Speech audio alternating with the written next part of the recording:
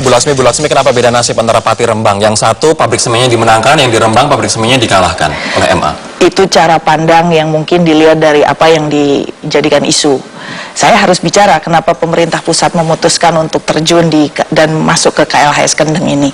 Yang pertama itu adalah kekhawatiran soal keberlanjutan. Jadi yang tadi disampaikan masyarakat yang datang ke Presiden waktu itu untuk menyatakan ada kekhawatiran ini adalah kegiatan yang hanya memberikan manfaat ekonomi sesaat. Kelanjutannya nggak jelas. Nah itu valid untuk jadi dasar bagi kami untuk mengkaji lebih lanjut. Mengapa? Karena KARS itu ekosistem esensial. Dia itu punya fungsi-fungsi yang knowledge kemudian mendapatkan bahwa belum tentu kebijakan yang ada itu cukup. Kalau misalnya daya rusaknya sama antara di Pati dengan di Rembang adanya pabrik semen, kenapa beda nasib, Bu? Kami sebetulnya di KLHS ini tidak hanya bicara Rembang. Kita sekarang mengkaji keseluruhan. Seluruh ada sekitar 7 kabupaten yang masuk dalam ekosistem namanya kita menyebutnya Pegunungan Kendeng Utara. Masuk di situ juga ada Pati masuk. Kita review semuanya dalam konteks proteksinya jalan apa enggak ini sekarang. Kalau masyarakat bisa memberikan argumen begitu kuat soal keberlanjutan di satu tempat, kita juga harus review. Jangan-jangan itu juga ada resiko yang sama di tempat yang lain. Yang dikhawatirkan masyarakat adalah ini keberlanjutan air. Semen adalah seperti migas. Begitu sudah dieksplorasi, rusak alam, tidak bisa kembali seperti semula. Kemudian bagaimana dong agar masyarakat juga tidak kemudian dirugikan dampak lingkungan in the long run, jangka panjangnya? Tepat, makanya kenapa ini jadi penting, bicaranya bukan hanya antara korporasi dalam hal ini semen dengan kontestasi dengan masyarakat.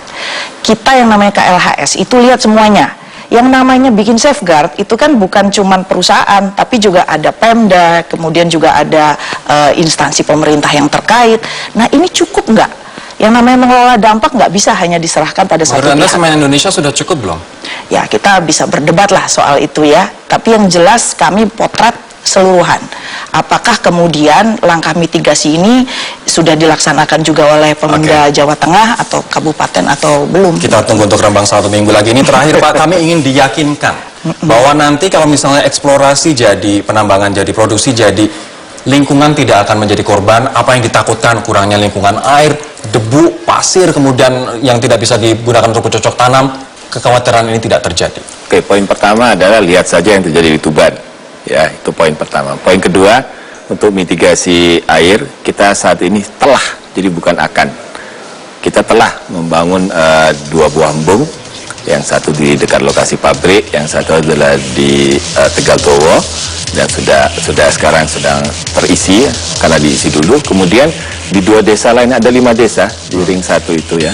Ada di 2 desa, Pesucen dan Kajar, itu kita membuat pompa dan pipa, sehingga warga yang berpuluh-puluh beratus tahun tidak pernah melihat air di depan kampungnya dia, sekarang sudah bisa lihat di sana. Jadi itu yang kita lakukan. Untuk penambangan sendiri kita menambah membuat